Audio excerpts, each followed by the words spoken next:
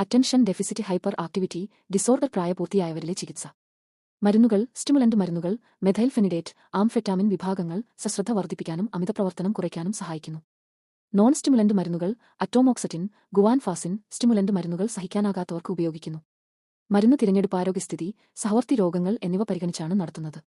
Psychotherapy, cognitive behavioural therapy, സമയനിർവഹണം, സംഘാടനക്ഷമത, മാനസിക സമ്മർദ്ദം നിയന്ത്രണം തുടങ്ങിയവ മെച്ചപ്പെടുത്തുന്നു. കോച്ചിംഗ്, ദിനചര്യാ ക്രമീകരണങ്ങൾ, ലക്ഷ്യനിർണ്ണയം, ചുമതലകൾ മുൻഗണന നൽകൽ എന്നിവയിൽ സഹായിക്കുന്നു. സാമൂഹിക കഴിവ് പരിശീലനം, വ്യക്തിബന്ധങ്ങളിലും ജോലിസ്ഥലത്തും ഉണ്ടാകുന്ന വെല്ലുവിളികൾ കൈകാര്യം ചെയ്യാൻ. ലൈഫ് സ്റ്റൈൽ മാറ്റങ്ങൾ, സ്ഥിരമായ ഉറക്കം, ആരോഗ്യകരമായ ഭക്ഷണം, ശാരീരിക വ്യായാമം. മൊബൈൽ, സോഷ്യൽ മീഡിയ പോലുള്ള ശ്രദ്ധ തിരിക്കുന്ന കാര്യങ്ങൾ നിയന്ത്രിക്കുക. ജോലിഷ പഠനത്തിൽ ചെറിയ ഇടവേളകളിൽ വിശ്രമം എടുക്കുക. കുടുംബാംഗങ്ങൾക്കും കൂട്ടുകാർക്കും രോഗത്തെക്കുറിച്ച് ബോധവൽക്കരണം.